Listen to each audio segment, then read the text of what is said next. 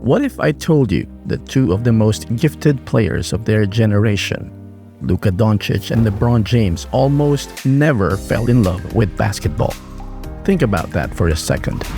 Luka Doncic, the 25-year-old phenom who makes 40-point triple-doubles look routine, and LeBron James, the greatest Laker of this era, chasing Kareem, chasing Jordan, chasing time itself.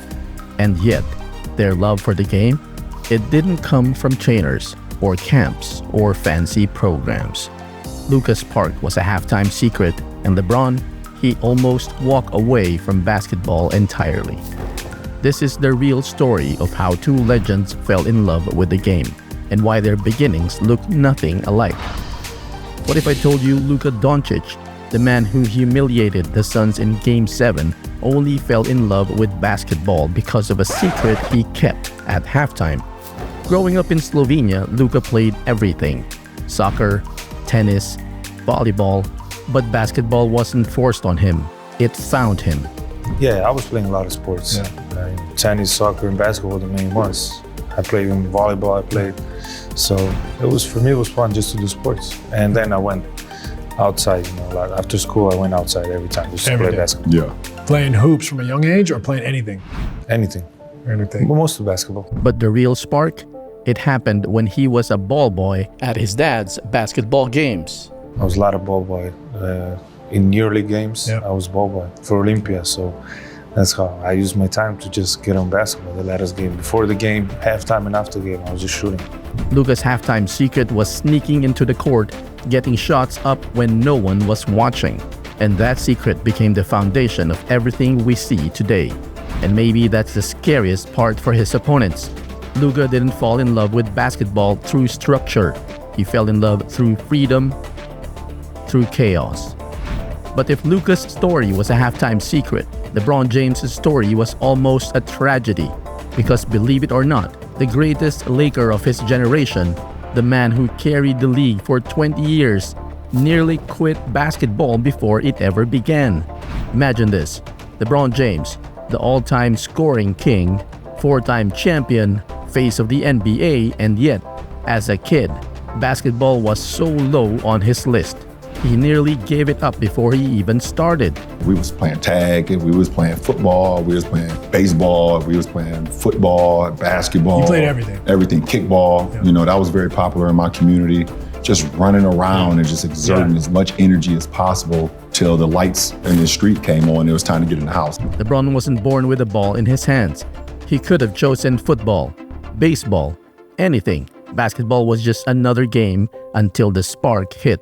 I was inspired by MJ and, inspired, by Anthony Penny Hardaway and Grant Hill and those guys. Their sneakers inspired me. The commercials they used to do back then inspired me. He was inspired by who else? Michael Jordan and Penny Hardaway, Grant Hill, the sneakers, the commercials, the larger-than-life players who made the game feel magical. And once he got into youth leagues, he changed everything. Suddenly, it wasn't just playing, it was winning, competing, wanting trophies, medals, banquets, just like the pros. Once I got into the youth leagues where it started being competitive, I actually loved the competitive nature of basketball. Yep. Being out there 5-on-5 and we're playing for something. Yep. We're playing to see who can score the most points and win a game. Right.